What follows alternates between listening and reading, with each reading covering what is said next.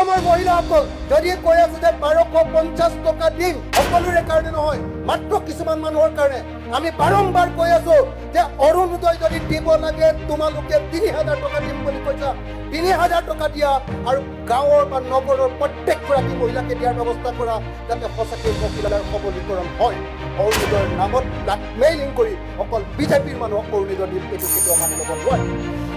আজি আত্মসহায়ক গোট যিবিলাকৰ আছে আত্মসহায়ক গোটৰ মহিলাবিলাকক টকা দিম বুলি নচুৱাই আছে তেওঁলোকক কিবা কৰাৰ কাৰণে কিবা উৎপাদনমুখী কাম কৰাৰ কাৰণে কি ব্যৱস্থা এই বাজেটত আছে মাইক্ৰ' ফাইনেন্সৰ ধাৰ মৰাৰ কথা এটা শব্দ ইয়াত উল্লেখ কৰা হোৱা নাই আৰু কৃষকসকলৰ কাৰণে এই বাজেটত কিবা আছেনে না জলসিঞ্চনৰ ব্যৱস্থা না মাটি দিয়াৰ ব্যৱস্থা না বীজৰ কিবা এটা ব্যৱস্থা না সাৰৰ কিবা ব্যৱস্থা না কৃষি যান্ত্ৰিকীকৰণৰ ব্যৱস্থা এটা শব্দ ইয়াত ক'বলৈ সক্ষম হোৱা নাই সৰু সৰু বেপাৰীবিলাক যে গাঁৱৰ পৰা নগৰলৈ শাক পাচলি বিক্ৰী কৰিবলৈ আহে মাছ কণী এইবিলাক বিক্ৰী কৰিবলৈ আহে বা দৈনিক বজাৰ বা সাপ্তাহিক বজাৰত বস্তু বিক্ৰী কৰি বা ফুটপাথত বিক্ৰী কৰি বা ফেৰী কৰি তেওঁলোক চলে তেওঁলোকৰ বিষয়ে এই বাজেটখনত কিয় এটাও শব্দ কোৱা হোৱা নাই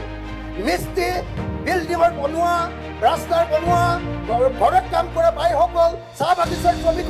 শ্ৰমিকসকলৰ সন্তানসকল অটোৱালাসকল ইলেক্ট্ৰনিক ৰিক্সা চালকসকল টেক্সি চালকসকল ট্ৰাক চালকসকল বাছ ড্ৰাইভাৰসকলৰ বিষয়ে ইয়াত কিয় একোটাও কথা কোৱা নাই অধ্যক্ষ উপাধ্যক্ষ মহোদয় ছাত্ৰ ছাত্ৰীসকলৰ বাবে বাজেটত কি আছে অকণমান মাত্ৰ 2500 টকাৰ কথা বাকী কি আছে ছাত্ৰ ছাত্ৰীসকলৰ সামগ্ৰিকভাৱে ভোটদাতাসকলৰ বাবে এই বাজেটখনত কি আছে মূল্যবৃদ্ধি ৰোধ কৰাৰ কিবা এটা ব্যৱস্থা ইয়াত আছেনে